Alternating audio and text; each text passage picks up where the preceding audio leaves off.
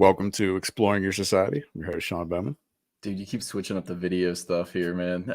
Mikey B. I want to do the intro when we actually bring them on. That's why I'm holding off on Okay. You didn't tell me you're doing the studio wrestler thing again. that.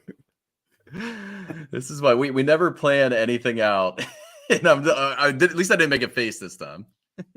Well, I'm waiting for Randall to make our official intro. We got to meet up with him because we're supposed to film the actual intro for that, but we haven't done that yet. Yeah. I'm sure it'll be very intelligent and spooky. Should just be us sitting on a toilet together, holding hands. So what's the question of the week, Sean? Well, since we have a psychic on tonight, we're going to do what's your first experience with a psychic. You go first, Mikey. Okay. I can't tell you my first because I don't remember, but I can tell you my worst. It was when we did the Bel Air showing at the theater, and this girl just came up to me and said, "Someone died recently in your family." And I was like, "Yeah." She's like, "It was your grandma." And I was like, "Yeah," because it actually did happen. But then remember the whole scenario. That was you're talking about Nikki, though, right? Yeah. Yeah. It turned out, that wasn't the case. But I was kind of like, "Oh my God, Jen, this girl just came up to me and said, 'Oh, your grandma died.'" No, and she's like, "Yeah, you should not. Don't buy into that."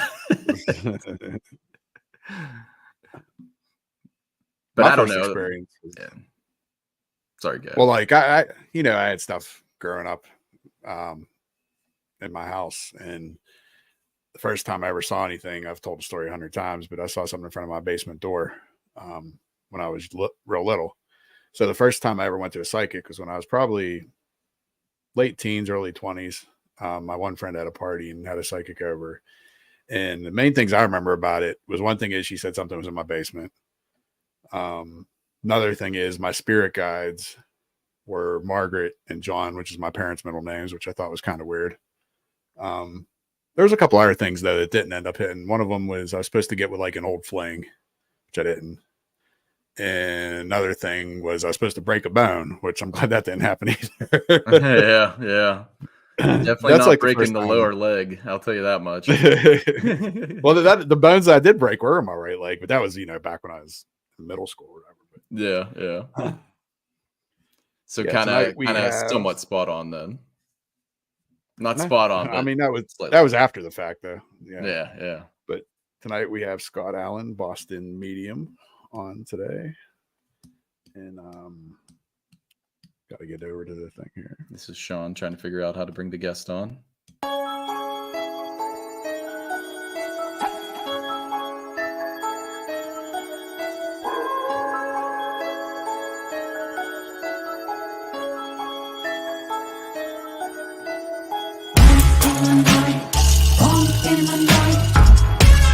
Did you hear a bomb in the night? In the night, bomb in the night. In the night, bomb in the night. Did you hear a bomb in the night? In the night, bomb in the night.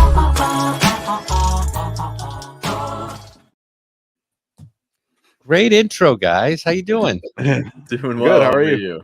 I'm doing all right. Thanks for having me on. This is great. For sure. You want to tell us a little bit about yourself? Yeah. So I don't know how much you know. I was a funeral director for 35 years, a funeral director and embalmer, and I owned 3 funeral homes. And not once did I talk to a dead person. And I felt like, it's something you kind of pass off as a coincidence. Certain things will happen and you'll get some feelings about things, but it's not something you do when you work in a funeral home. But I had built a new home back in 1998, and this home was on a piece of land. It was owned by the Diocese of Worcester, Massachusetts, and when we did the groundwork and dug up the foundation, they found that there was another foundation under there. There had been a home there 100+ years earlier. And so they went through and they found druggist bottles and pots and pans and all kinds of stuff in there that I took through in a box and threw in the garage. So I've got this brand new building and I'm sitting in my office on the second floor and I can hear someone coming up the stairs. I'm like, hello, hello. There's nobody there.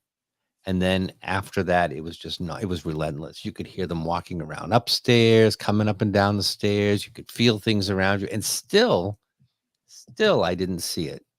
I didn't see it till I got out. It hit me like a ton of bricks. It really did. It's funny listening to you at the beginning of your, you were talking about the questions, and there's a huge difference between psychics and mediums. And mediums, they're psychic, but psychics they're not necessarily mediums. And I feel like what I do is I connect to the other side, whereas the psychics, Mhm. You're gonna break a bone, that kind of Mhm. stuff. I Yeah. don't really subscribe to that too much personally. Oh, hey Thomas, how are you? Good to see you. Friend of mine from Connecticut, another investigator. So yeah, it's it was an interesting ride, and I don't know how much you want to get into it, but once I got out, it was relentless, and I had there was spirits talking to me like through the radio everywhere I went. If I went on an investigation, it was always the same one, the spirit by the name of David, and it went through when I'm home, it's coming through on the radio. I thought I was losing my mind. So I started recording things because I figured, well, if I can record it and you can hear it, then at least we can rule out Mhm. mental illness, which was Yeah. really a big concern, when you have no one to talk to and you don't feel like you want to share that with anybody because they'll think you're crazy. Yeah. So I went and I started recording everything. I've got tons of recordings of this guy coming through. This is David. This is David. And eventually I called a woman that I know that I had met on an investigation, and she's a medium. And I said, listen, I got the spirit after me. I don't know if I got an attachment because I was going ghost Mhm. hunting, which I had never done when I was in the funeral business, because you just don't do that. And when I Yeah. got out, I had a woman ask me if I wanted to go on a ghost hunt with her. And she was an older woman, she was like ready to retire. Mhm. I had never Mhm. done that before. And she was a little overweight. I figured, well, I'll go. I mean, at least if I can outrun her, then we're all set. I can Yeah. The stripper. Kick her in the leg real quick get and out go. of them. That's it. As long as she's behind me, I'm fine. But you know, it was great. But I remember we went out. We went to this. It used to be a church rectory years ago. Now it's an historical museum. And does anybody know our name? Does anybody know anybody's name here? And we didn't really pick up anything. There was nothing until I got home and I heard like 11 of them calling my name. It was crazy. Hmm. And I said to her, I said, is that normal? She says, well, I've heard him say my name once in a while, but not like that. That's incredible. And it was after that, it just kept going and going and going. So it took a good several years before I finally was able to figure out how to control it, Mhm. stop it. I had to work with a shaman who was able to help me shut it down. Now I'm just like, I don't know. It just sort of happened organically, really. Yeah. I do readings all the time. I'm busy, thank God, and Mhm. people call me from all over the place, so it's good. So did you ever figure out who David was? Yeah, it's interesting. So I had where I parked my car when I'm home. There's a woman. Somebody say that's what I did back in 2002 and 2005. Countless of audio recordings to prove what I was experiencing and hearing before I even knew what an EVP was and caught full. Yeah, because if not, then you're crazy, right? If no one else can hear it, you're nuts, and that's a bigger problem. I think I wasn't Yeah. sure Yeah. what the problem was, but anyway, there's a woman that parks next to me, and I talked to her. I wasn't even sure what her name was. I mean, we just kind of like hi bye kind of thing. And one day, my mother called me and said, "Oh, you're not going to believe this. I was at the senior center, and there was a medium there, and she was great." And I said, "Oh, that's nice. That's great." So I went and I took the dog out, and as I'm coming back in comes this woman that parks next to me. So can I go up with you in the elevator? I said, "Absolutely. Come on in." I said, "How you doing?" She says, "Oh, I just got back from the senior center." I said, "Oh, no kidding. My mother was there." I said, "Did you see the medium?" She says, "No, I am the medium." Oh wow. So it was like parking next to this woman the whole time, and I had no idea. So she invited me up for coffee, and long story short, she says, who's one of three?" I said, "I don't know. Like, I'm one of two. I have one brother. My father has like 9 brothers and 1 sister, and my mother was one of 2.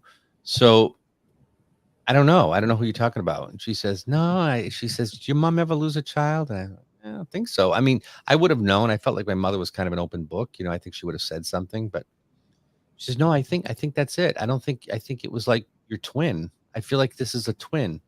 And she lost him and kept going with you. She says, "Who's," and she's counting on her fingers, "who's the D name? Who's David?" And I went, "Oh God, really?" So I told her that story. But and I'm still like skeptical. I still get skeptical. Yeah. I'm skeptical all the time. You know what I mean? I just am. Yeah. So I went home and I said, "Look, don't think I'm crazy, but I need to know. Did you ever lose a child?" She said, "Yeah, I think so. About 9 months before you were born, but it was so early." So I'm just going with it. That's I don't, crazy. I don't, I mean, I'm going with it. Yeah. He's Yeah. always there. If I call him, if I'm investigating and I've got the spirit box out and I call, he'll come through. Hmm. 9 times out So of do you 10. think that's who David is, or? I don't have any other explanation. Mm. The medium that I was meeting with when I first was trying to figure this out, she's the one that said to me, "He's just there trying to help you. Like he's been hanging around waiting for you to show up and figure this thing out." And it's Mm. funny because I've always had sort of this fascination with it. Like I never thought it was me, but I always wanted to know, well, what do they see? How do they do what they do? Yeah. And there were all these synchronicities and things that's a coincidence. That's a coincidence. I would be sitting at the funeral home and think like, geez, whatever happened to so and so, and then you get a call the next day that she died. And that happens Yeah. so many times that people would say to me, like, just do me a favor, don't think about me when I'm not around. Because it happens too often. But I never put 2 and 2 together. I never did. It wasn't what I thought it was supposed to look like. Mhm. I really thought it was like, I'd go grocery shopping and there were 10 dead people in the aisle and Yeah. Yeah. to grab Like your Sixth Sense. Yeah, yeah. You know what I mean? Like I couldn't even begin to fathom what this looked like. And it's so not that at all. It's really subtle. Yeah. And yet, when it's strong, it's subtle, but it's also strong. Once you learn how to tune into it, it's incredible because you can actually feel them, at least I can, like like literally over you. I could tell whether it's a male or a female and whether they're heavy or thin, or you could tell what part of the body is hurting. Where are you affected? You know what I mean? It's unbelievable when you can figure out how to do that. You let them in close enough. But I never would have dreamt that years ago, ever. So Now, have you had used it? experiences as a kid too, or?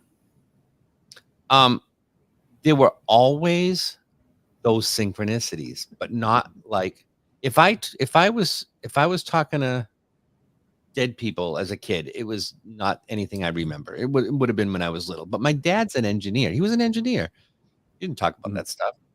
Yeah. I go ghost hunting and he tells me he thinks I've lost my mind, so I don't get into it with him really. You know what I mean? Because he's too left brain for that. He can't process it. So My have mom- you ever tried using paranormal techniques? Like you said you used the spirit box. Have you ever used that to try to figure out the origin of David? Like asking questions geared towards that? Yeah, I haven't really. I think I just kind of took it as faith and just said, that's probably what it is. It's, because that's just another coincidence. You know what I mean? It's just another coincidence. Whoever it is, whether it's my brother or not, his name's definitely David because he came through like hundreds of times. And he was definitely there to help me. Mhm. It was almost like, wake up, And when I did, he just kind of like laid back a little bit. That was it. He just laid back. He doesn't do what he used to do. But if I ask for him to come through, he'll come through. So I don't really do that. You know what I mean? Mhm. I don't Yeah. really do that. I'm just fascinated because I've heard other stories where people have had miscarriages or something to that extent, and then later on in life, they see even a full body apparition of a woman or a man, and they indicate that you know the person seeing it is their parent, and they're like, wait, then they think about it and they think about back to that time and the time frame, and it's almost like they did age.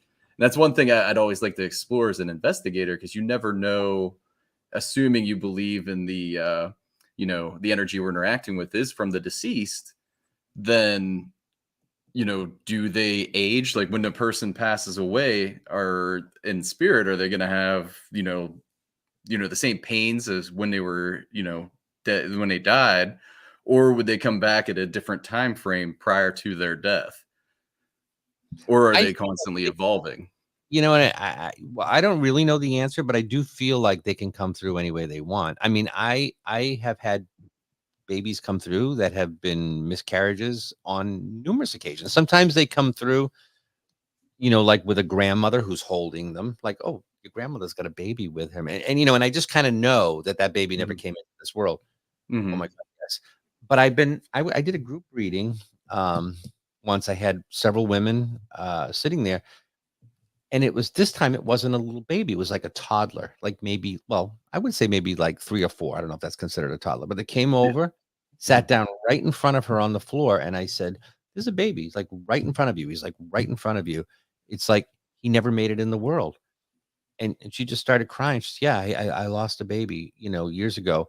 And he sat right in front of her, but he Mm. came in like a toddler. Was never a toddler. Yeah. So I think it's, just like when I do a reading, I don't know if I see them the way they were, or if I see them the way I need to see them to understand what they're trying to tell me. You That know, makes sense. Yeah. and I think it's that way with a lot of people. If you see a full-bodied apparition, what's going to make most sense to you? Do you really want to see a excuse the expression, dead baby coming in, or if you see a man, Mhm.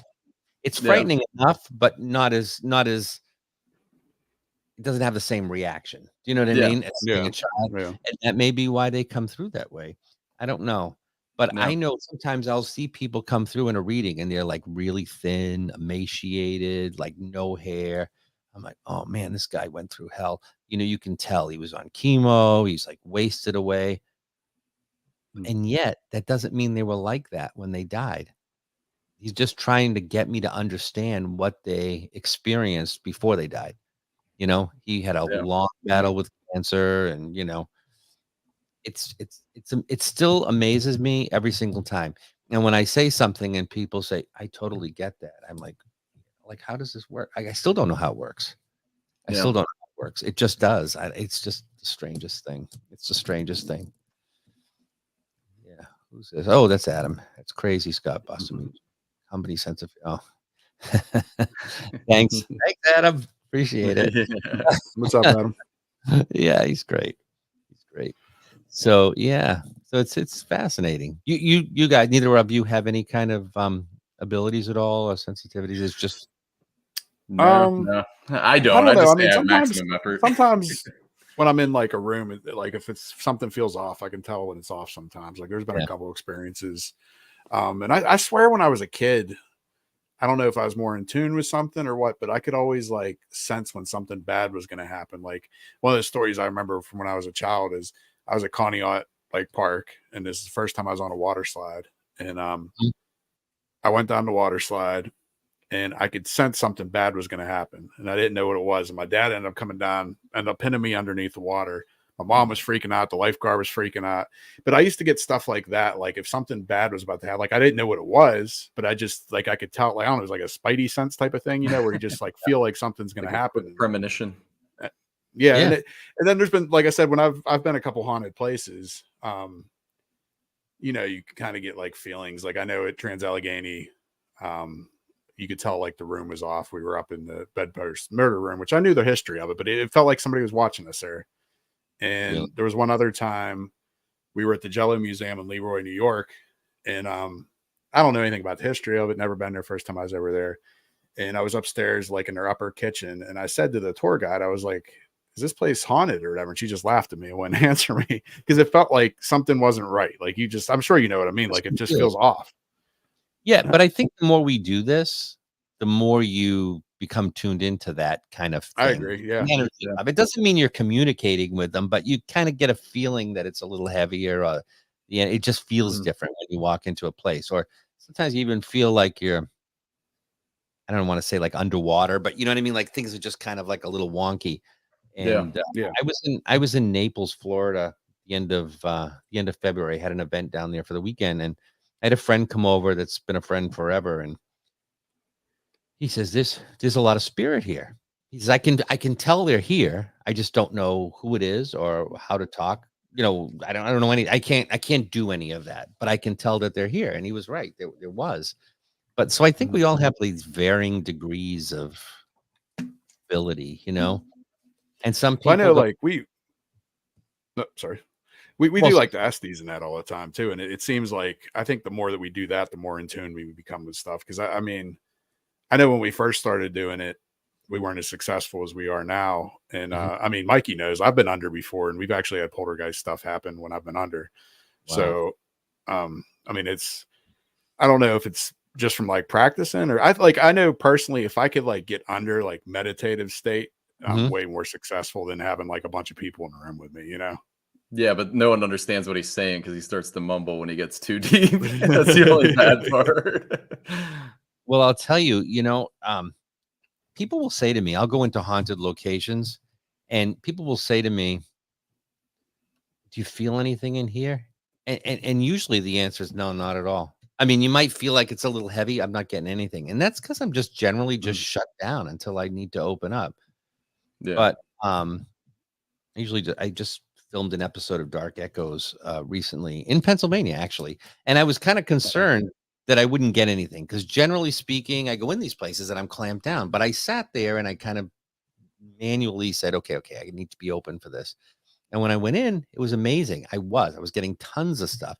And when you're in that space where you've kind of, you've meditated a little bit, you've got yourself in that zone, Mhm. sometimes things change. Your mannerisms change, your facial expressions. Um, I've caught myself going like this, like what, oh, there's a necklace. Oh, yeah, I have a necklace. Things like that will start to happen. Mhm. Meditative, hypnagogic states are essential for a deeper level of There's our connection. buddy Frater Crow, by the way. He commented earlier too. Ah, okay. Yeah. And he's right. You need to get the rest of the world out of your brain or you won't Yeah. be able to. You just really, I don't say that I have to go into a deep trance. I just have to get the world out of my brain. I need to sit and be quiet and clear my head and say, okay, take me, use me any way you want to use me. That's it. And they do usually, you know. Yeah. And that's Now, that's are how you I worried feel during about the like Estes something like method. possession or something? Or Say it again. I'm sorry, Sean. I said, are you worried about possession when you are opening yourself up to something like that? Or no? No. Well, let me just say this. I'm not because I don't connect Mhm. with anything that's dark. And I'm sitting here in my office or through Zoom. And these people have lost mothers and fathers and children and spouses, and they're not going to, that's not who I'm connecting with. Right. Um, Mhm. but I don't let them inside of me. It's like you have to stay within this far. However, I do let them sit over me. And I know that's kind of like, okay, but that kind of thing, the energy comes right here. You can really feel it. Have you ever been around like an energy on an investigation and you almost can feel it? It's like that electricity. You get Oh yeah. Yeah. yeah, you can Yeah. feel that, right? You don't have to be a psychic to feel that, but it's like that. It's kind of like that. When they're there because you're like right here. And then Mhm. you can tell how big they are, their shape, and you're getting the goosebumps and everything. That's kind of how it is for me. But I don't let them in. They don't talk through me, none of that. Um, Okay. so I'm really not. I would worry about it if I was in a place that was really dark, you know, if Mhm. there was some kind of like negative demonic I know I've not been in that situation, but if it, I think I would worry about it, then I don't think I would voluntarily open myself up at that point. But So some off of that question, do you do mostly like houses or residentials, or do you do like commercial buildings, or what do you do when it comes to haunting wise? Haunting wise, it's funny. I don't do a lot of houses. I just don't think here in New England there's a lot of people calling people to do their houses. And if they are, they're not calling me. I've had Mm. some people call and reach out, and I'm really, again, you talk about skeptical. You have to be really careful with those people because I don't know if, Oh yeah. out of every 10, you might get one that's legit, and the rest of them could be mental illness or, Yeah. they just want to have a ghost hunt. Like who knows? I actually had a restaurant reach out and want you to come take a look at the restaurant. And they know it's haunted. And you go on their website and it says, "Oh yeah, we're haunted, and you can come and dine with the dead people." But they're really interested to find out what might be going on. So I'm going to go out and take a look. That's legitimate. You know what I mean? That's totally legitimate. Yeah. But with houses, I confer with other people because I think there's a lot of people that have a lot more experience with that. And I don't have the psychology degree to be able to weed out the ones that have Yeah. issues. No, Mhm. we run into that too. I don't want to get Mhm. caught in somebody's house that's just off the wall. Yeah, yeah, for sure. So I was gonna ask you a question. I don't remember what it was though. When you do the sessions with people online, Mhm. do you feel that it's a little more difficult to have that energy come through than when it is when you're meeting the person face to face? Not to me. And it's funny because I've had mediums say that, like, "Oh, I hate doing online. I like in person." I don't think it makes a difference. Um, I do in person and I do online. I don't feel like there's a difference in the quality of the reading at all. I kind of like online because now I'm kind of in my zone and I can control that. You know what I Yeah. mean? Um, but I'm going Wednesday. I'm going to somebody's house Wednesday. I'm actually going to her business, not her house, but she wanted me to come up, so I'm going, and that'll be fine. But I don't Mhm. see any difference at all, really. The only thing I don't like, and I've done them, is phone readings. And it's something about being able to see the person face to face. I kind of Yeah. can read the energy around them a little better. I don't like doing phone readings, but Yeah. I've done them. I've done them. I just don't care for them too much. I don't like to do them. I don't No. Now, think do you use any types of tools or anything like tarot or runes or anything like that? No. nothing at all. I just go in and here's what it is. It just comes out. Yeah. I don't Okay. know how to read tarot cards. I do have some shamanic medicine cards, and sometimes I'll do like a one card pull on my show or something, like that kind of thing. But it's not really. I don't use them in readings. I really don't. I don't feel like I Mhm. need to. I feel like I get the information from other places. And I think that's the psychic medium difference. You know what I mean? Like someone who's Mhm. just a psychic, they need something to help get that information, whereas a Okay. medium typically doesn't need that. Yeah. My Okay. experience. Yeah. Yeah. So you said as far as when you recognized your ability, it was when you brought those pots and pans and everything into it was the your business or no, it was your house. No, it's the Is that business. when it It was was the your business? Okay. Is that when it kind of started, or do you feel like it was always there, you just didn't recognize it? it was always there. I can look back in hindsight and see things even when I was 10 years old. There was stuff. Um, whoop. Oh yeah. It's all Hello, you. Hey, the solo. society. How are you? Happy to do the show. Not that I haven't done this before. I can hear you, so I know you're still here. Oh Kind of yeah. kind of like work for me. I can hear the voices, but I can't see anybody. There you go. There you go. Perfect. That's funny. I'm like, I thought I got cut out for a minute. I thought I got. Hey, Lawrence, how are you, my friend? Good to see you. Yeah, you know, Yeah. um, it had always been there. I remember things even when I was little. My grandparents used to own a flower shop, and I would deliver with my grandfather. I mean, 7, 8, 10 years old. I would deliver with him, and we would go to this funeral home. One in particular that they didn't have a flower room, so you'd bring it in the door and you'd drop it in the room with the body, and you'd go in. And I used to hold my breath because it smelled like stale carnations, and I thought I was breathing Mhm. dead people, and all that kind of stuff you think Mhm. about when you're like 9 or 10.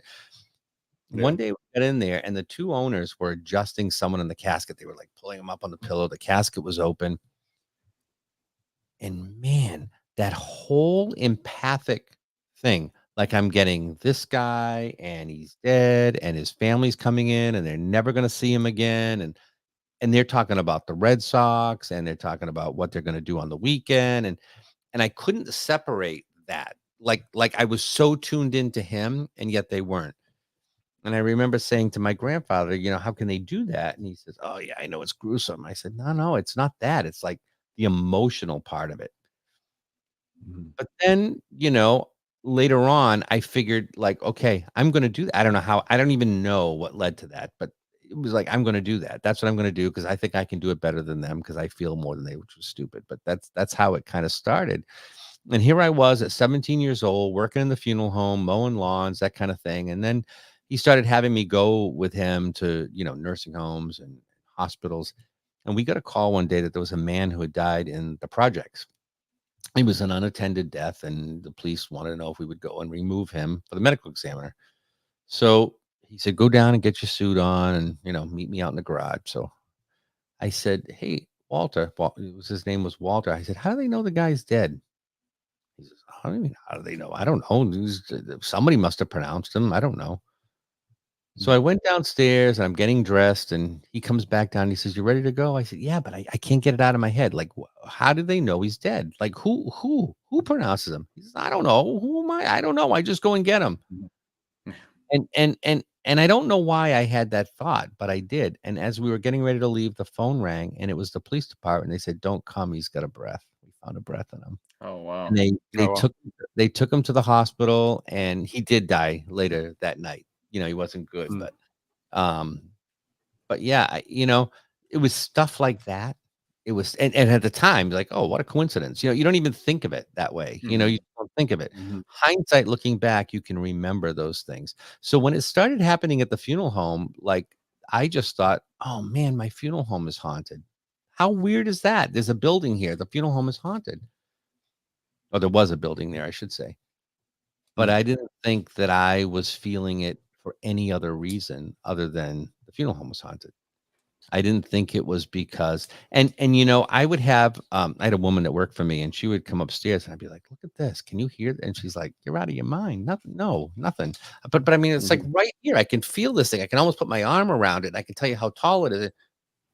She's like, "Yeah, let me go vacuum. I'll be, have a nice afternoon." Yeah, Yeah. really, it was that kind of thing. And it was a brand new building. So, being new, I didn't know anything about this stuff. You know what I mean? And that was in the day Mhm. where I don't think people were really doing ghost hunting. It was way before ghost hunters. And if they were breaking into buildings or sneaking in, that kind of thing, and it wasn't Yeah. Yeah. something, like it is today. So I had zero experience. And it wasn't till I got out that I said, "All right, I'll go. I'll do it." But at the time, I just thought my place was haunted, and I think it was, but the fact that I Mhm. was picking up on it, like, all the time was sort of, I think, a sign to a certain degree. I was sitting in a, you ever come up to Massachusetts to investigate? Have you done any places up here? I've been to Salem a couple times. I haven't yet. No. There's a place in Massachusetts, it's called the S.K. Pierce Haunted Victorian Mansion, and, Mhm. it is a huge mansion, was owned by a furniture manufacturer and his family many, many, many, many years ago, over 100 years ago, and it's in the town that my funeral home was located in. I used to live about 5 doors down from this place, and I was always fascinated with it. I wanted to know what was inside. It was falling apart, looks like it should have been condemned. Somebody Mhm. bought it years later, and, like, to the tune of 1,000,000 plus, they restored this thing. It's incredible inside, absolutely incredible. But they were having a class, it was a dowsing class, and I really wanted to see it. The class was fine, but I really wanted to get into the mansion. That's what I really wanted to see because Yeah, I'd just always wanted to get curiosity. in there. Mhm. Yeah. So I went and I was sitting there's a parlor and sitting in by the fireplace and they're doing whatever they're doing. And there was only like 12 or 13 of us in the room, but it's a small room. And somebody sprayed like their perfume, like just refresh themselves or something, it's like spraying. And I Mhm. thought, man, this is crazy. So I looked at the woman next to me that I had driven up with, and I said, "Hey, I'm gonna go out and take a breath for a couple of minutes. I feel like I'm gonna get a headache." And she says, Mhm. "Why? What's the matter?" I said, "Can't you smell that?" She said, "No." And then I looked at the person next to me and she says, "Do you smell something?" I said, "I do." And nobody else in the room smelled it. And I was like gagging.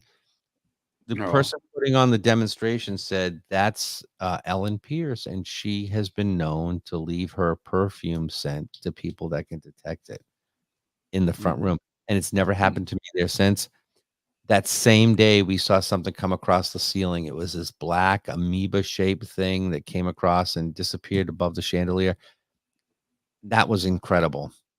And it was stuff like that that started to happen, like, regularly. There was something all the time, and I thought, "This is just bizarre." And then they're calling my name. I'm on Facebook like this, watching someone who's live doing an investigation in another state, and they've got the spirit box on, and the spirit box voice comes out and says, "Where's Scott? This is David." Oh wow.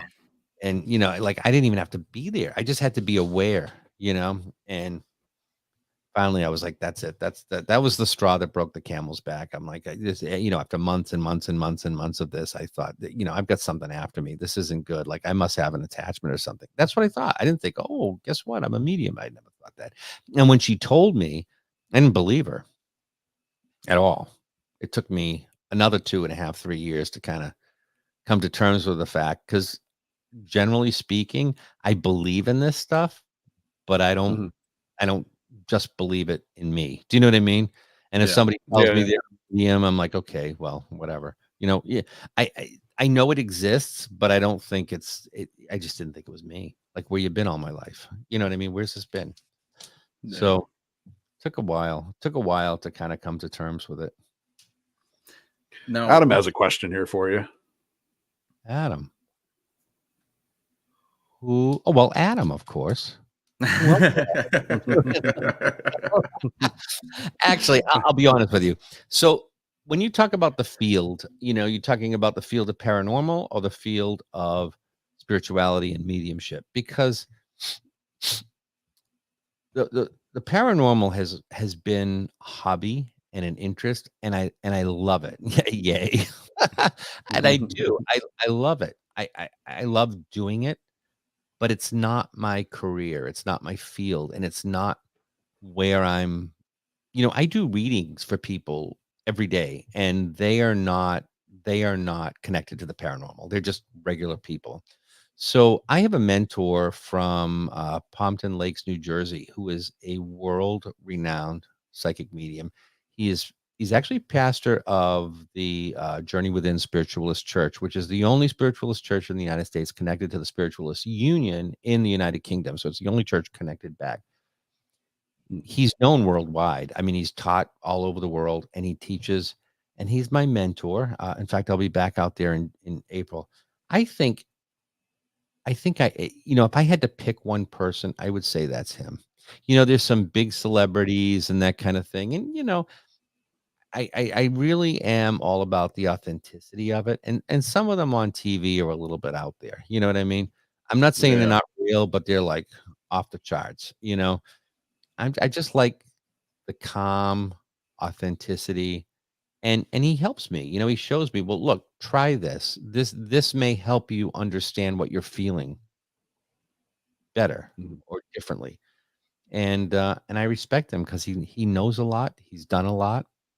He was studying to be a Catholic priest at one time, and this was happening to him, and he got out. So I really do. I trust him. I do. I think if I look up to anybody, I would say it's him. And Without I a think doubt. that's better, that's who you're looking up to, as opposed to somebody that's on, like, I don't know, Discovery Network or something, because they make things I was gonna say Zach more Bagans. Yeah, that's Sean's boy. That's Mikey's. Oh, there you go. That's Sean's boy there. There you go. That's funny.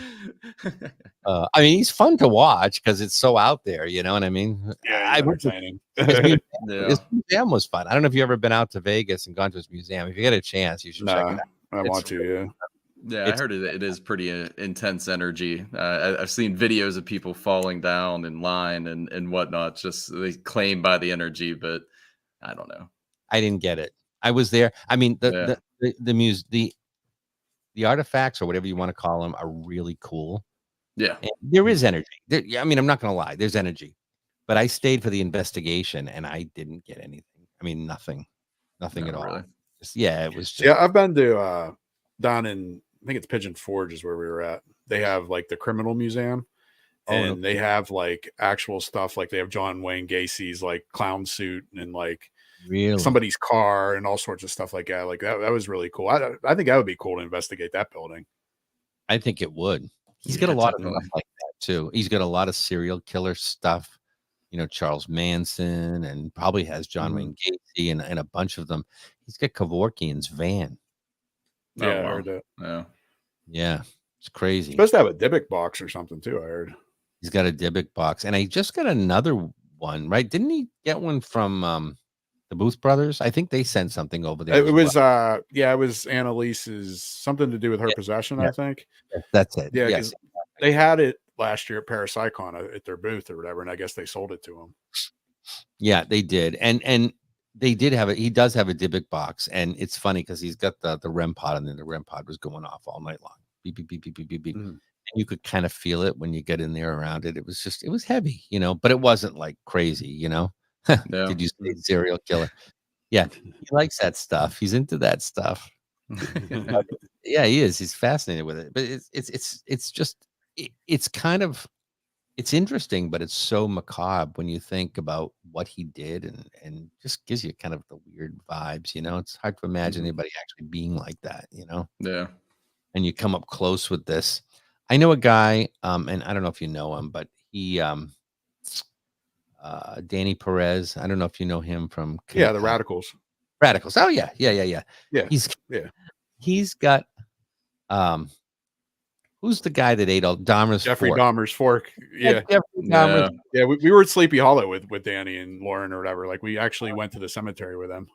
Oh, did you really? He tells a Yeah. story about how he got the fork, and he had picked up some cake somewhere or something, and they didn't give him any silverware, and he was like contemplating whether he should use it or not. Oh, no. Hey, do not use that. It's gross. Yeah, so yeah, they're Oh, cool. that's great. Yeah, So they as got a lot. far as like investigating goes, or when you see investigators using equipment like the REM pod, I mean, Mhm. it seems like all equipment has flaws to it. Like, would you say there's pieces of equipment that you feel would be more susceptible to accurate readings or accurate forms of communication versus other ones?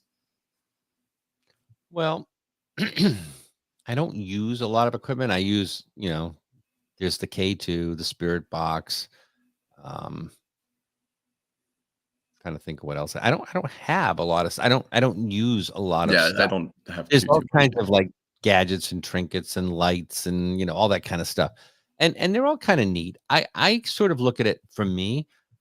I like just using my own senses. I like to get Yeah. in there, kind of feel the space, and then if I can back it up with some equipment, that's even better. So I remember being there's a place in Vermont called Wilson Castle. It's a fantastic place. You ever Yeah. get a chance to go Yeah, up there? I've heard of it. And I remember going in the dining wasn't the dining room, it was the former billiard room, and I thought somebody put the REM pod on the floor, like over there. And I said, that doesn't feel right.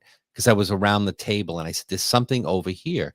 And he put it down, and a few minutes later, it started going off. And so I like that kind of stuff because it sort of validates what I'm feeling. Yeah. Mhm. Because how else do you validate that kind of stuff? Yeah, I feel like there's something there, but okay, So that's kind of how I use it. And I do like the Spirit Box sometimes, but Yeah, Sean. I like it. Mhm. I have a spirit portal that I use. Basically, it's still just a spirit box, but I enjoy it. Enjoy using it. But I like just kind of sitting and feeling the space. And like I said, usually when I go to these places, I'm not all that open. I have to really try to open myself up. The only time I'm really open is when I sit there ahead of time and kind of like intentionally open myself up to go in. Usually, I'm just in. I'll plug on, I'll put on the spirit box or something. I'm not feeling it, but I like to sit and kind of be connected, somewhat to the energy in the space. And the other thing is too, is you don't always know what you're getting in there either. So there's some places I've been in and I just, I don't want to open myself up too much. Yeah. Yeah. You No, know? that makes So sense. What do you think of Ouija boards? So I think if you know what you're doing, I don't really know enough about them to say I'm comfortable bringing them into every place. I think a lot of people don't know. I mean, you could buy them at Milton, it's Milton Bradley. I mean, you can get it from Yeah. Trout, Yeah. back in the day. But I know over in England, they have one on their team. They take it with them and they know how to use them, and that's it. So I think it's really just what is the difference really between that and a set of dowsing rods? If you sit and think about it, Yeah. you put your hand on the Yeah. planchette and you're asking for direction. You got the rods and they're going this way and that way. I don't really know. That's just my feeling, but Mhm. I don't own a Ouija board, so I don't use it. I don't play around with it. And I think with what I've got going on here, I don't think that would be a good idea. If I Yeah. don't know what I'm doing, yeah, Yeah. I don't know. But I don't really have a feeling I mean, it's okay, I guess, but I don't see people do table tipping. They do, Yeah. We've done it's table tipping before. and pendulums, dowsing rod, but it's the Ouija board that everyone's just so afraid of. I think you Yeah. have to be careful where you're doing it too. I was in a house, this is just a couple of weeks ago. I was in a house in Connecticut and I went up into one of the bedrooms and I didn't have any equipment with me at all. I used nothing. And I could feel like a whirlpool around me of energy. Now I can honestly tell you, I've had people say, I mean, if I had $1 for everyone that has a portal in their house, I'd be a rich man. Yeah. You know what that's Yeah. like, right? Everyone's Yeah. really think there was a portal in this house. And I don't say that lightly. I stood at the foot of the bed and I could feel this whirlpool around and around, like all around my legs, and it was coming up. I stepped back to the edge of it, and it was almost like I felt like I was going to go in, like if you're standing on the edge of a lake or the edge of a cliff, like you were going to go down. And there's something dark in that house, and I don't say that lightly either. But I was smelling rotting flesh. And I've never experienced that anywhere. So that's a house that I wouldn't come in with a Ouija board. I don't think I would want to open myself up and be like, okay, use me. No, I think there's something not good in there. Supposedly many years ago, they had some demonic activity and they thought they had got rid of it. Lorraine Warren helped out, way back in the day. And I don't know. I feel like it's still there. Tell you the truth, I feel like it's there. I feel like it's a little dormant. That wasn't like the Conjuring house or something, right? Wasn't the Conjuring house. No, there's not. Okay.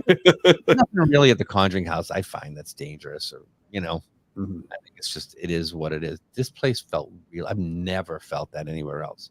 Some places are creepy just because of the creep factor. This isn't it. This is a small little house. You can probably stand in one place and look all the way around. I mean, it's just that kind of small. It's very well maintained. It's modern. They've done construction in there. It's like everything's remodeled, but it has a sick energy to it. And I can't, you know what I mean? Is it Seems like a like something residential to- or is it a commercial building? No, it's just a private home. Just a private home.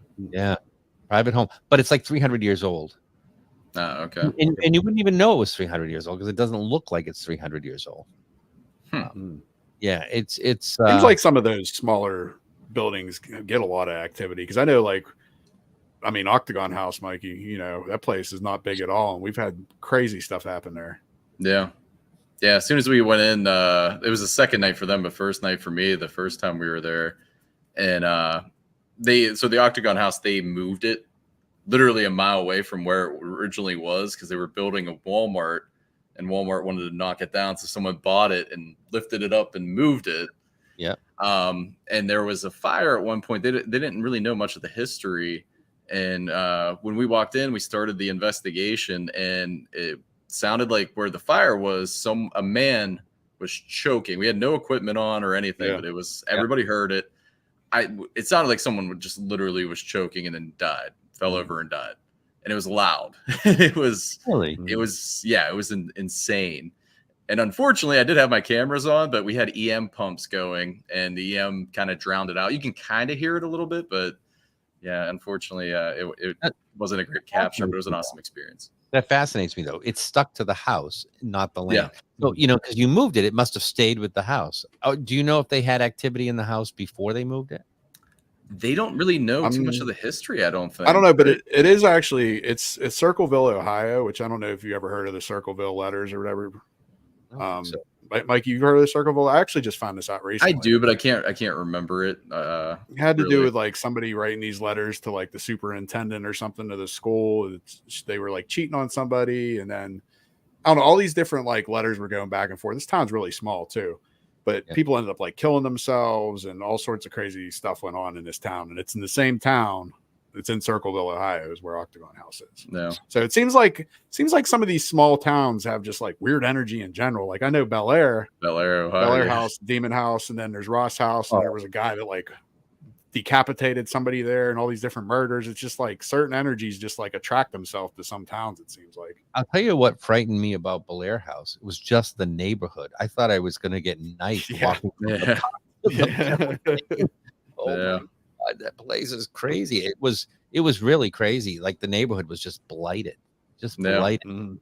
I don't know that necessarily anything happened in the house all that much, but I'm sure they have activity. I get, I'm not saying, Yeah.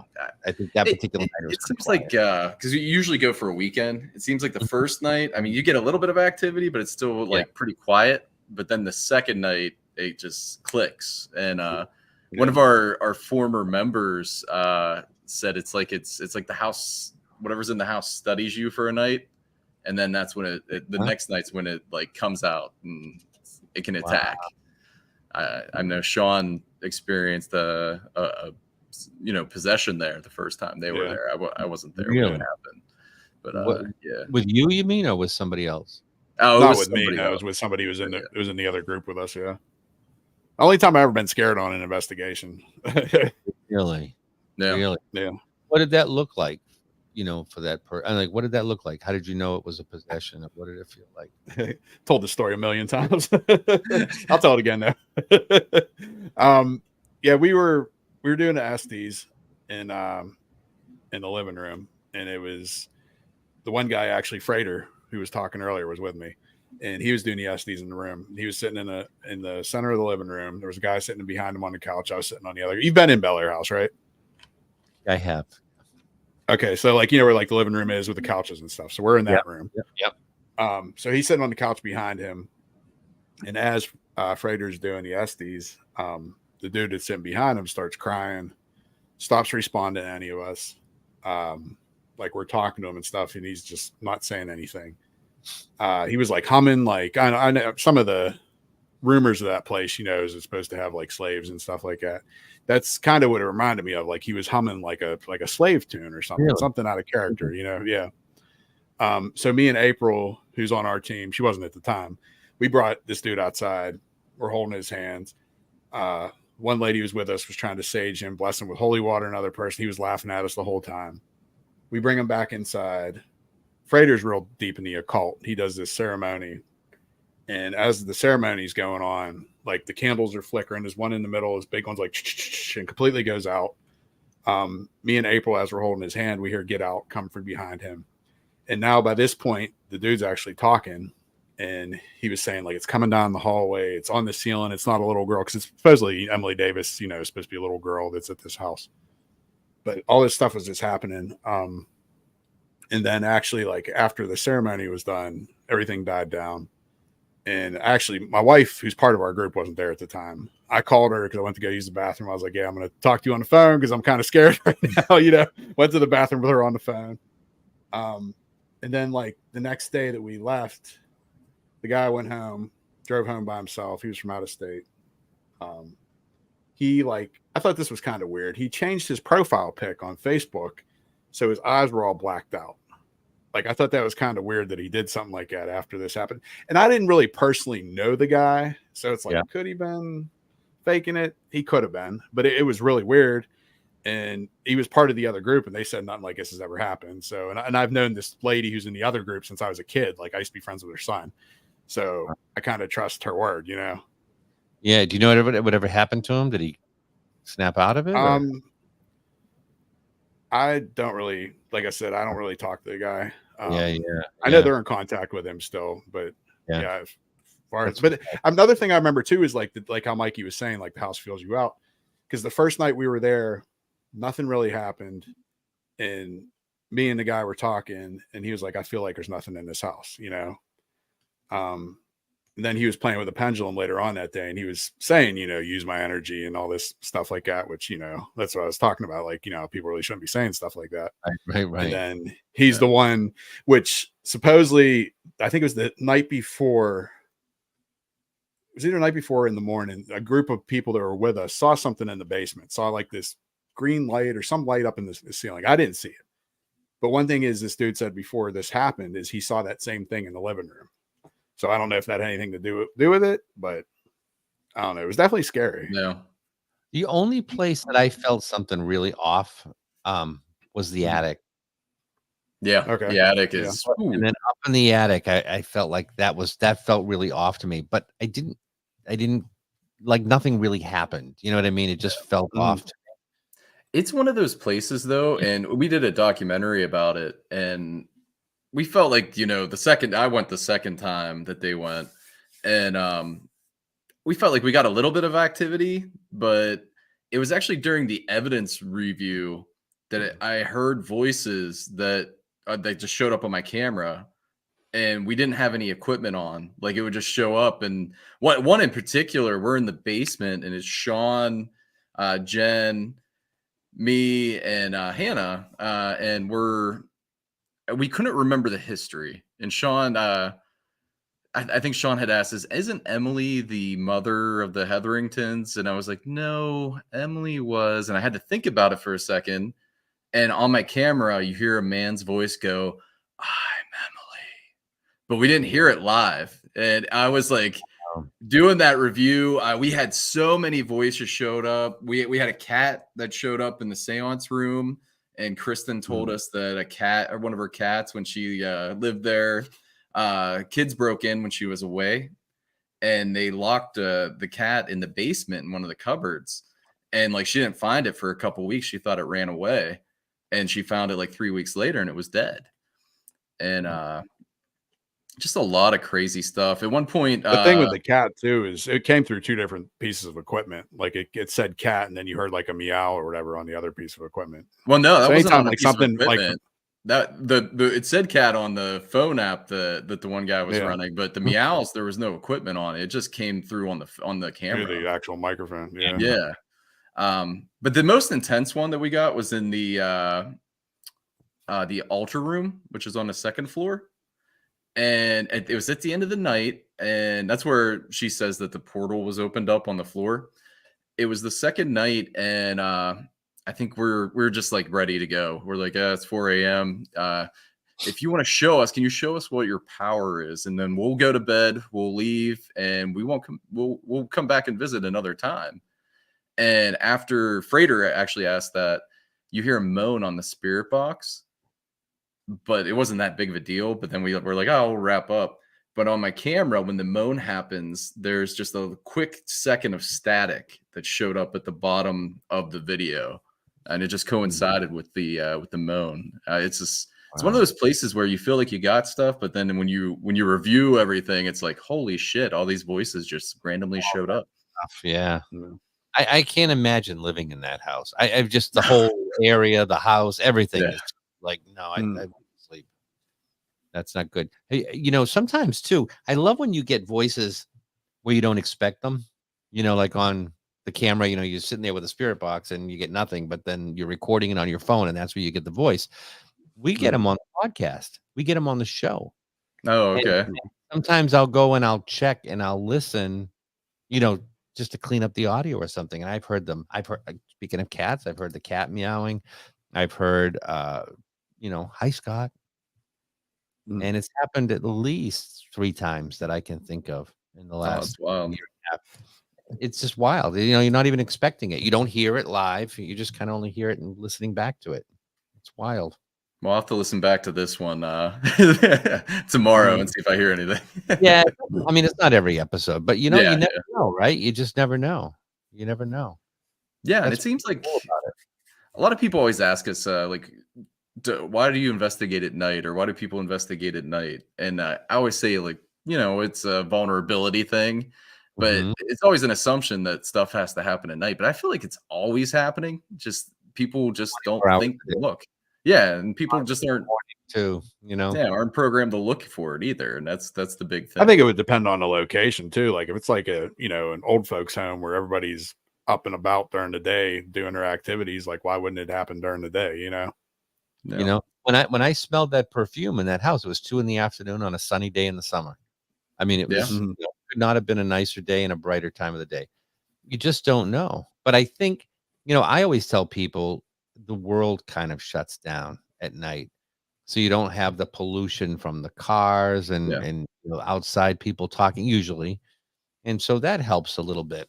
I think there's Yeah. the creep factor. People like the creep factor to a certain Yeah. degree. Yeah, I think that's the big thing. Yeah.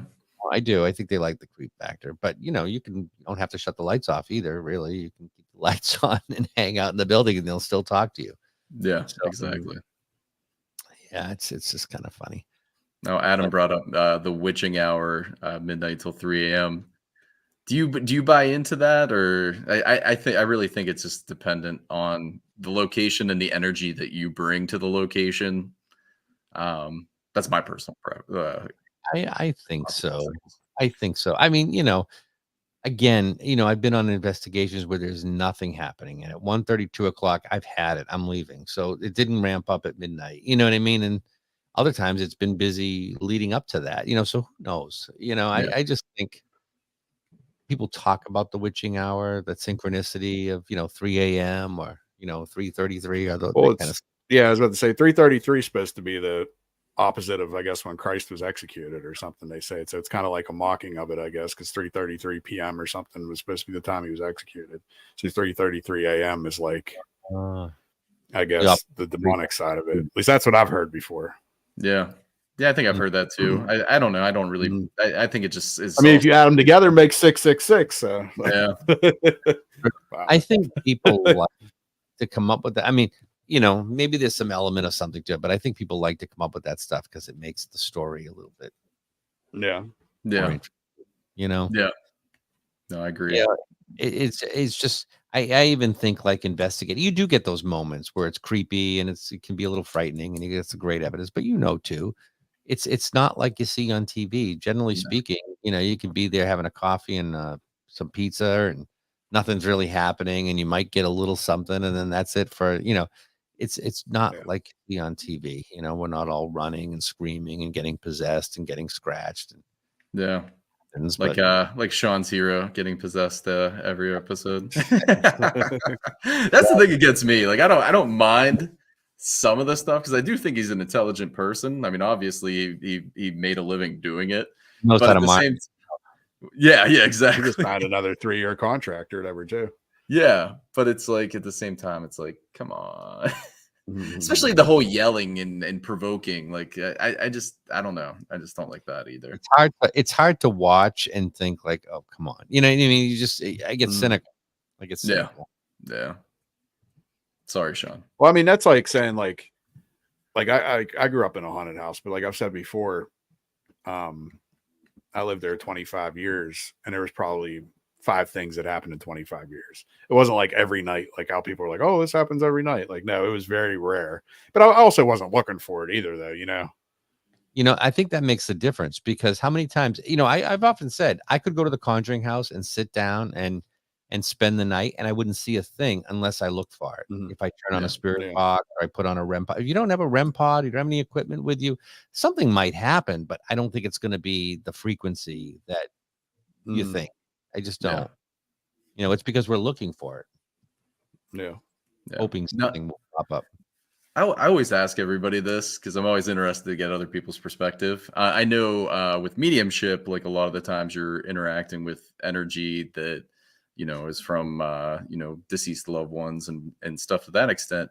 But you also indicated at the beginning of the episode you're not sure how it works. You're not sure, a lot of the times how it works in their realm, I guess.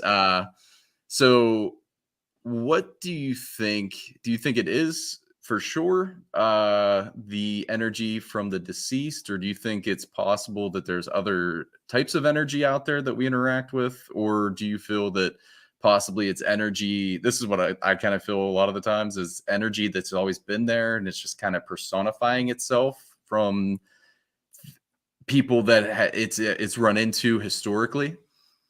Well, let me put it this way. I feel as though mediumship is a three-way conversation. So if I'm sitting alone, I'm not going to connect with your people.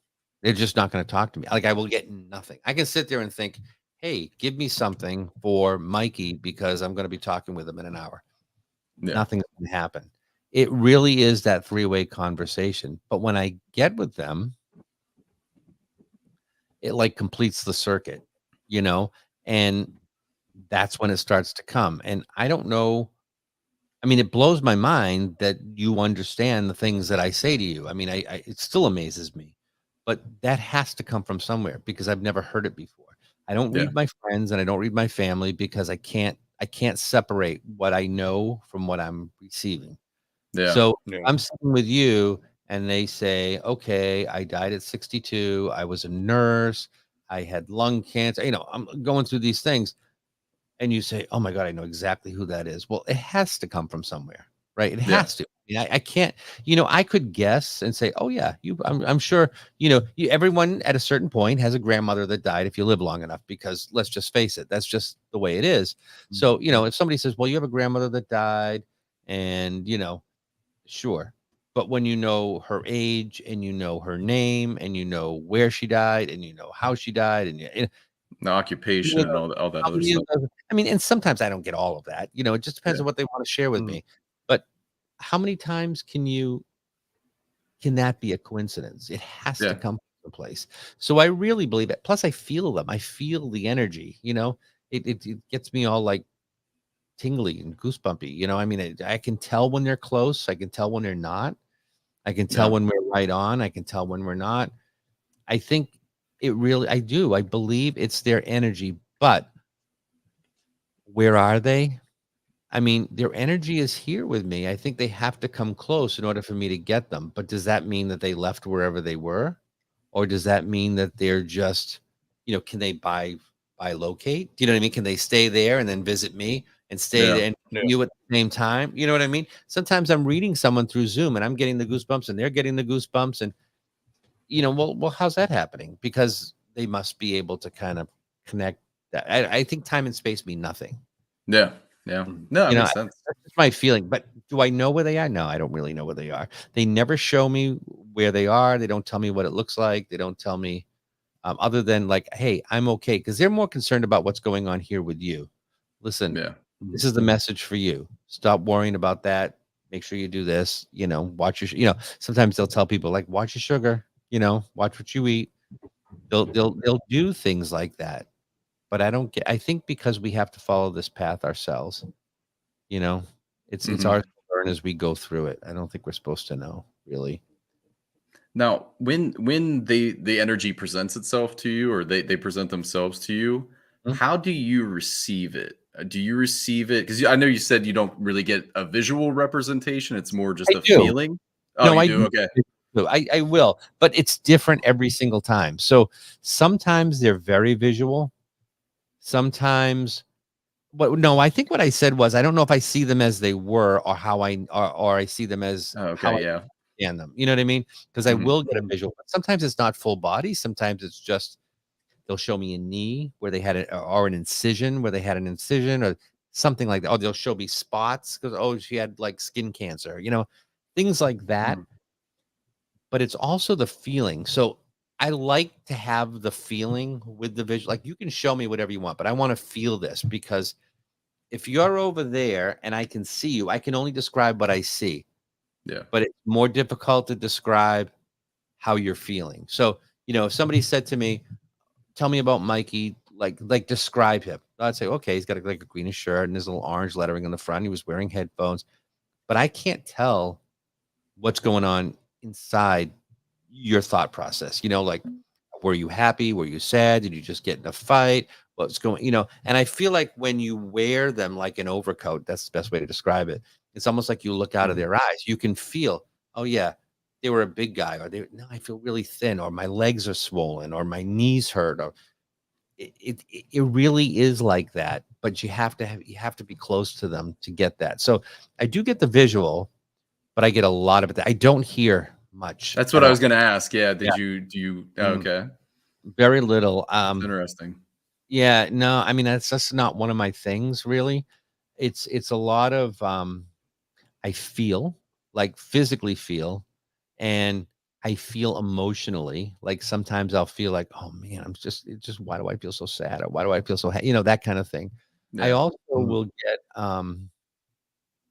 it's like a memory that's not mine. And that's the toughest one to explain and to get a handle on, but it's like I just know. Like, oh my God, yesterday, a meeting with a guy, and I'm in my head, his wife had passed, and I'm saying to her, how's he doing? Do you have any advice for him? Like, how's he doing now that you're gone? Is he handling things okay? And this is all in my head. Yeah. I s- it's- d- does he cook for himself, or does he have trouble cooking? Something like that. And it was immediately in my head, he's the cook. And I said, oh my God, you're the cook. He says, yeah, I am. She loved my cooking. So it's like I didn't hear it. I didn't It's not something you feel. I can't feel cooking, Yeah. but Mhm. it was implanted in my head. He's the cook. Sometimes it's a smell. I do get that sometimes. Sometimes I'll get the waft of Mhm. something. Um, sometimes it's even a taste, like, oh my God, I taste something. Like, what am I tasting? Why do I taste that? Yeah. So Yeah. it's almost like you're investigating what you're feeling, and then you have to kind of decipher what they're bringing to you before you say what you're feeling and that they're trying to say or trying to It's like a game communicate. of Pictionary. It really is like a game of Pictionary. Yeah. And, Yeah.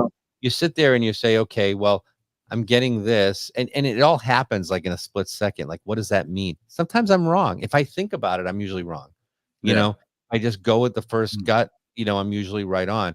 But, like, okay, they're showing me birdhouses. Like, he was a bird watcher or something? No, he wasn't. He made birdhouses. He hated birds. They Yeah. crapped all over the place. You know what I mean? So, Yeah. Yeah. like that. I don't always know how it fits in. So I try to make it sense. As soon as I sit and ask questions and think about it, if I'm in my brain, I'm done. Yeah, I'm yeah. done. No, that's Yeah. that's kind of crazy to have it that way because I feel like that's how it is too when we're investigating. We're reviewing, what we get.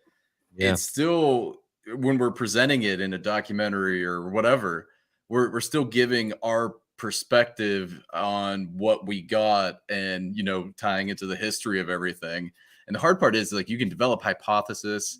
And I started switching it because I used to always say theory in the documentaries, but it Yep. really is hypothesis because it's not like you're getting you can't scientifically justify it No. and it's crazy that's how they present. I was always interested in kind of getting that perspective from the medium. Yeah. And it's not at all what if you had asked me, 20 years ago, what's it like to be a medium? And I don't know, I would imagine they just see dead people all over the place and they talk to that, I mean, I have no Yeah. idea.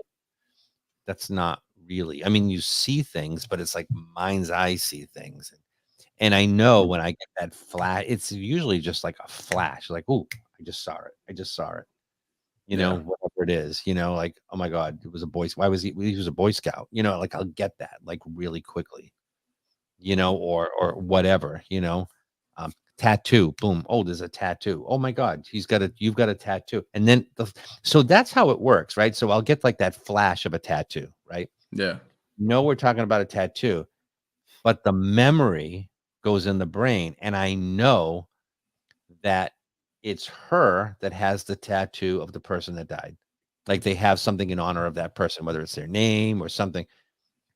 And Mhm. it's like split second. You get the visual and the memory all at the same time. Interesting. And Now, have that's you ever had a moment where you were thinking about what was presented to you and you may have interpreted it incorrectly during the Mhm. session, but Yeah. then like hours later or maybe even days later clicks and you're like, "Oh shit, this is what it meant." And then Much. not too Not much.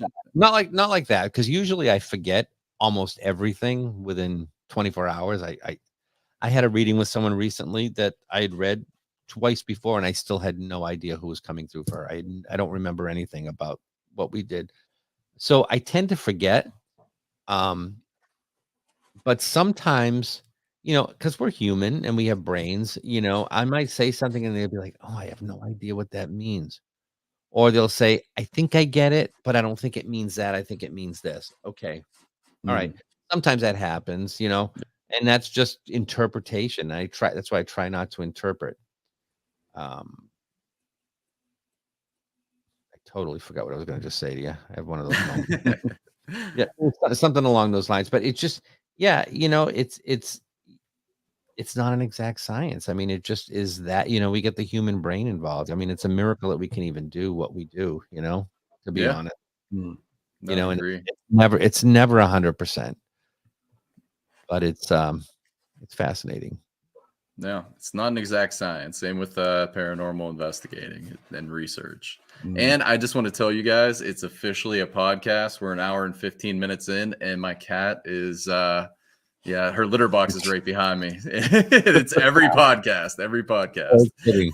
Is that what you think of it, or what? She goes in She just goes in there, does her That's thing. it. Yeah. He just blames it on the cat. Yeah, it's really me. I'm just down here in my litter box. Yeah. There's Greg right there. Yeah. Right. Yeah. What's up, Greg? Science. And that's the thing, is it just kind of comes and you get what you get, and that's it. And I can sit there and say, well, I'd really like to know this. Tell me what you did for work. I may not get it. It's not like they're going to say at that moment, oh, I was a machinist. But I'll tell you, I have had that happen. Not like that. Like 20 minutes later, I saw a picture of like a I don't even know what it was. It looked like a lathe, but it was like metal piece. This is sort of how I said, oh my God, he was a machinist. And because I got the picture and the memory at the same time, I knew what that meant. And I didn't have to sit and try to interpret it. And sure enough, he was a machinist. So stuff like that will happen, but it doesn't always happen the way that you want it to happen. It's not like I can interview you and say, well, how do you feel about this? And then you'll tell me. It doesn't work that way. Interesting. Gotta run. Great show. Thanks, Adam. Now, when you're doing that, just kind of piggybacking off that, do you let the energy present itself to you, or do you actually ask questions, or do you just kind of go with whatever's presented to you? Well, I ask questions to a point, but it's more about me. If I ask them, it gets me in my left brain. Yeah. If they're right here, I can say something like, it's more like, how do I feel? Do I feel like a man? Do I feel like a woman? Do I feel like I'm big? Do I feel like I'm small? Do I feel like I'm fat? Do I feel like I have, okay, I'm feeling something up in here. I feel like this is the area. Show me that. Yeah. And okay, I'm looking at the hands. I'm like, okay, show me on the hands. Okay, there's no liver spots. How old do I feel? What color is my hair? What color is my eyes? And sometimes you'll get that. What color your eyes are, right? I mean, like everybody knows what color their eyes are. And I feel like it's that kind of a thing. Oh, yeah, my eyes are brown. My eyes are blue. My eyes are whatever. And you'll get stuff like that. But if I say to them, what color are your eyes? Then I'm sitting there waiting for an answer. And what's the answer going to come like? I don't know. Yeah. Now I'm in my left brain waiting for an answer, wondering if it's going to come and how it's going to approach me. Am I going to see it? Am I going to hear it? Like when I say hear it, like, get the memory in my brain. Am I going to feel it? I don't know. That's what throws me off. That's why I need to be like right here with them. And it almost is like thinking about myself and a reflection of myself. Do I feel like I have long hair? Do I feel like I have short hair? And it really is like, and it's so subtle. It's so subtle. I had someone come through in a reading recently, and I felt that he was younger. I felt that, and I kept getting the visual of a bridge and water underneath it. My brain was, he jumped off the bridge into the water. That was it. That it was like the memory of that. And, and I was getting like, oh, I hurt my leg. I did, all this other stuff. And she says, no, that's not true. But he did jump. He just didn't jump into water. He jumped into ice. I'm like, well, hello. That's still water. If you wait long, water, but it was frozen over where he jumped. But I mean, that's what you get. And then when I say it's not exact, that's how it's not exact. Like they're showing me that. but I don't know whether it's frozen or not. I didn't get that it was frozen. I just got, jumping, water below, and that's what it Yeah. was. Mhm. And So that's crazy too. Do you think because like when we investigate and we use equipment, whatever, it's always fragments that we get. It's never, I mean, sometimes you get full sentences and that come through and different things, but it seems like it's always fragmented. yeah. And it Mhm. seems like in your readings, it's the same way. It's just fragments of stuff Sometimes, coming but through. not a lot. Not all. Well, I'll tell you what, if you're not completely blended with them, and by blended, I mean like having them like right over you, where you're Yeah. like sharing the same space. If you don't have that, it's like you're reaching up. Oh, I've got a man. Um, I think he's old. He feels like he's older. Okay, died of a heart attack. That it gets choppy like that. But if you're blended, if I'm really blended, I could tell the whole story and I can start telling you his personality. Oh my God, I suffered from anxiety. I had so much depression before I died. And I'm sorry I left a mess in the house. And you know what? You need to live. I mean, sometimes it comes on like conversational like that. Yeah. And it's wild, but it depends on how open they are and how close they are to me. And if they're not, if they're just kind of like over there and I haven't invited them in, it's choppy. It's choppy. Yeah. But I didn't know that at first because when I first started doing this, it was like they were throwing it at me. I mean, it was like constant. So I felt like all I have to do is sit here and it'll come to me. It's not like that anymore. It's subtle. So I have to say, come on, hang out with me, like right here, so that I can understand you. I need to understand how you feel and all of that stuff. Yeah. And so, yeah, but Now that's how when you say how it used to be, was that like when you would do readings, or is that when you were just at a grocery store and things started coming at you, like just walking around, or yeah, no, when I was first opening up and I didn't know how to control any of it, and I was just feeling like people were talking to me all the time, they were coming through the radio, and I started practicing with people. Like once I kind of figured out what was happening, I'd sit with someone, I'd be like, oh, there's a car. And I realized, okay, if the car does this, it's an accident. If the car is just sitting there, then they died in a car, but it wasn't an accident. And it was always an orange car. And I remember that orange. Well, I don't get that orange car anymore. That has stopped. All that stuff that was so like in my face is gone. It doesn't exist anymore. I'll get flashes of things, but it's not like that. So you have to get it different ways. And you get it, it's really subtle, but you get it by feeling, you know. I feel like boom, impact in my whole body as I feel it from my toes all the way up. So okay, so there was an impact. Is there a car involved? Am I in a car? It's it's hard to explain how it works, but it's really like questioning. You have to be very self-aware. You have to know how you feel exactly to know how they feel, because you Mhm. have to know that what you're feeling is not you. So if I go in and I had a headache today and I'm sitting in a reading and I feel like, oh, my head hurts. I know it's not a gunshot to the head. I just have a headache. Yeah. You have Mhm. to know where you're at to know what you're getting. That's kind of it. No, it makes It's sense. just Yeah. that subtle, it's just that subtle. Kind of almost do a baseline of yourself before you go into the reading. Pretty much, pretty That much. You makes just kind of sense. say, okay, how do I feel? What does the floor feel like? What does it feel to be insulted? What does Yeah. it feel to be loved? What does it feel to be hated? What does it feel to be outcast? Um, these are the things that I consciously will do. Like, what does that feel like when somebody says something to me that I don't like? What does it feel when someone congratulates me? So that when I get that feeling, when I sit like with someone and I'm sitting with you and I'm thinking like, okay, show me, what am I feeling right now? Okay, yeah, I'm feeling like I'm celebrating. I feel like I'm happy. They're happy. Why am I happy? And they'll show me a birthday cake. I get the birthday. Oh my God, it's somebody's birthday. Birthday. When's the birthday? Yeah, that was my mom's birthday. It just happened last week. Okay. Stuff like that will happen. That's kind of how it comes together. Takes a while to fine tune that. It really does. Yeah. Mhm. Now, have you ever had a moment when you were doing a reading that maybe you feel you went too deep into it, or possibly you when you felt the pain or whatever feeling that they were experiencing, that it was maybe too intense or more intense than what you were used to. So the short answer to that is yes, but not because I felt like I had gone too deep. I was afraid to deliver the message because I didn't want to bring the news to the woman that was sitting across from me. And when the brain kicks in. What I was picking up was so bad that I wasn't even sure if it was real. Am I imagining it or is it real? Yeah. And it was real because she and I talked about it. Bye, Greg. Nice seeing you. Thanks for Greg. showing up. Yeah, thanks for listening, Greg.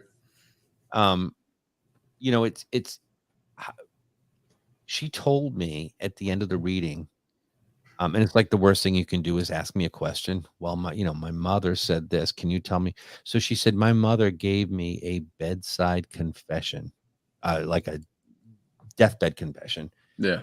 Mm-hmm. You ask her if it was real or if it was just her being on, drugs and, all this Drugs. stuff. Yeah. And I had already been told what I'd been told, and it was crazy.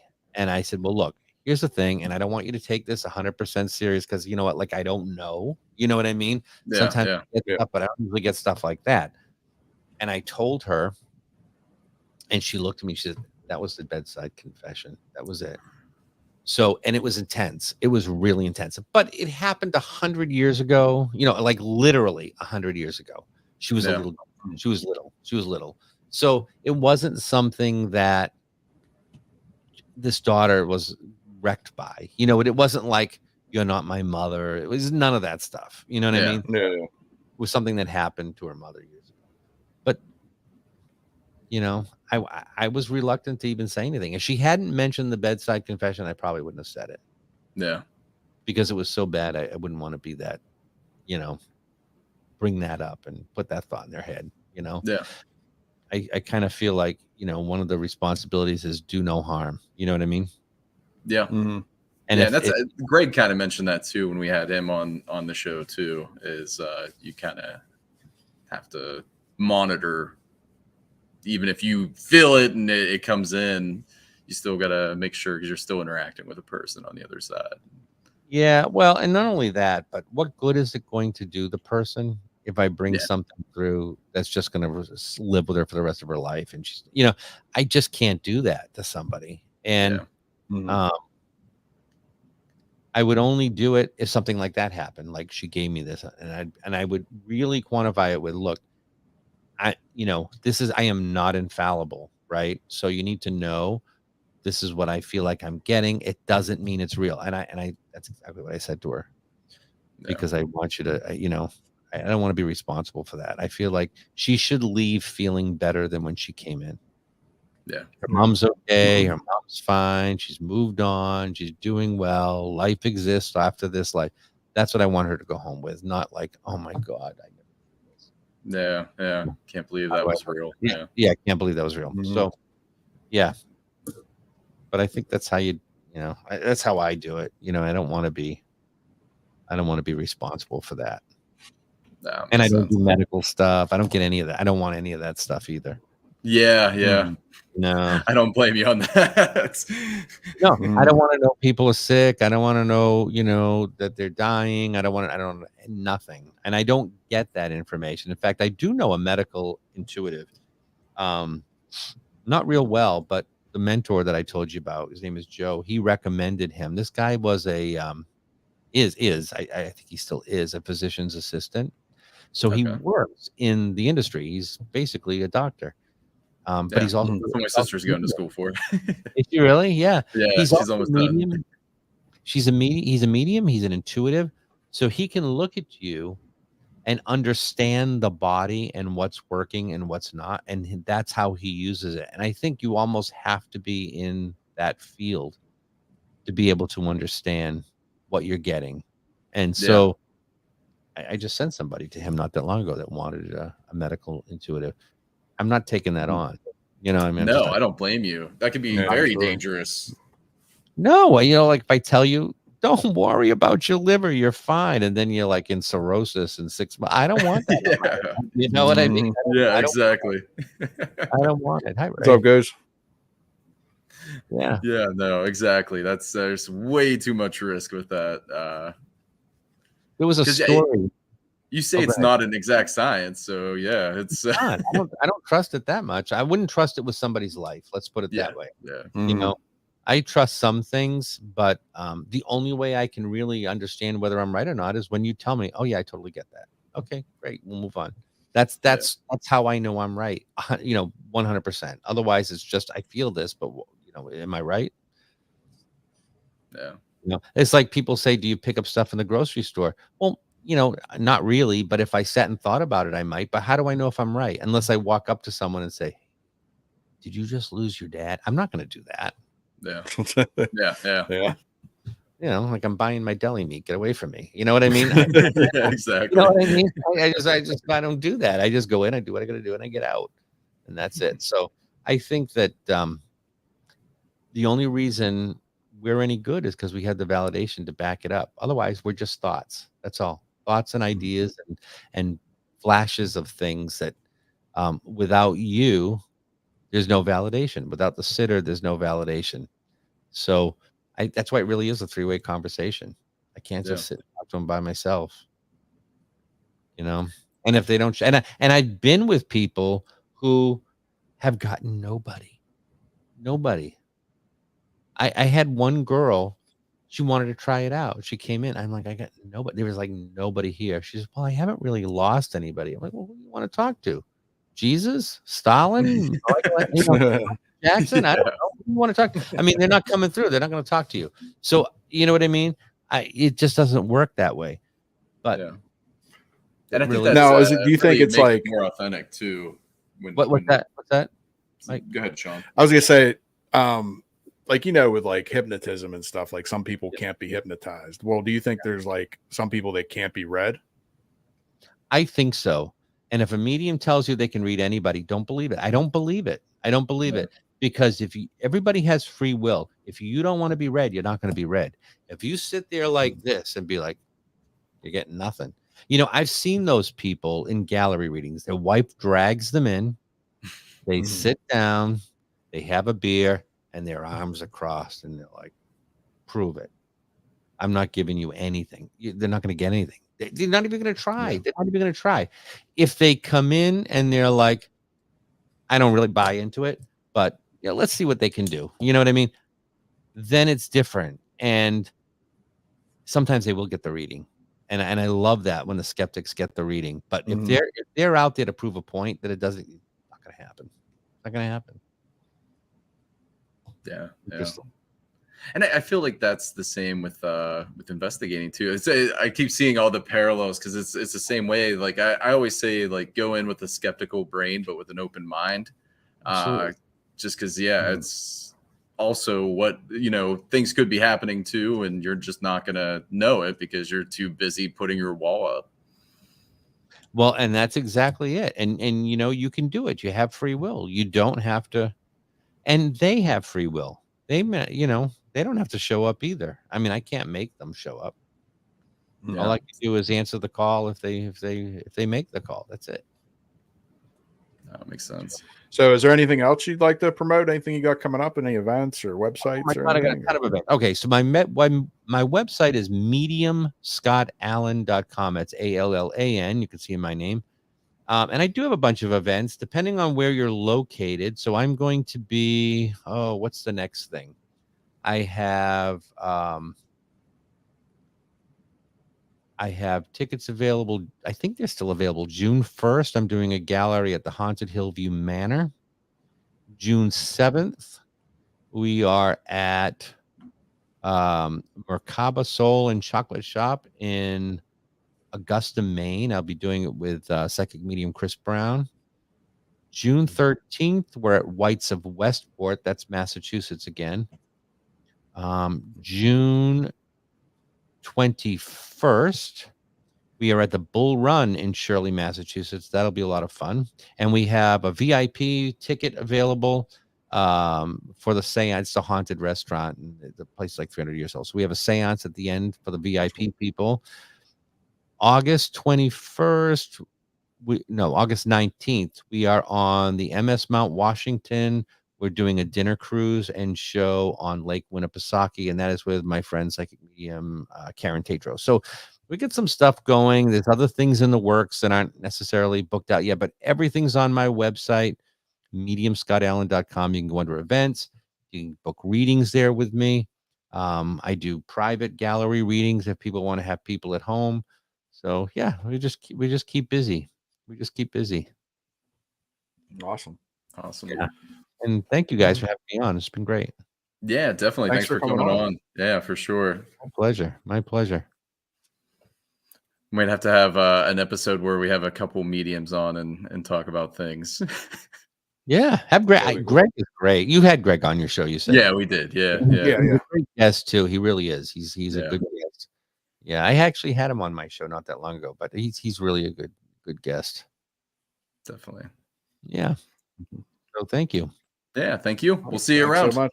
All right, we'll see you next time. Have a good one, guys. Yeah. Thank you. You too. Thanks for watching. And don't forget, you can find us here, and here, and here. Don't forget, everybody needs a little bump in the night.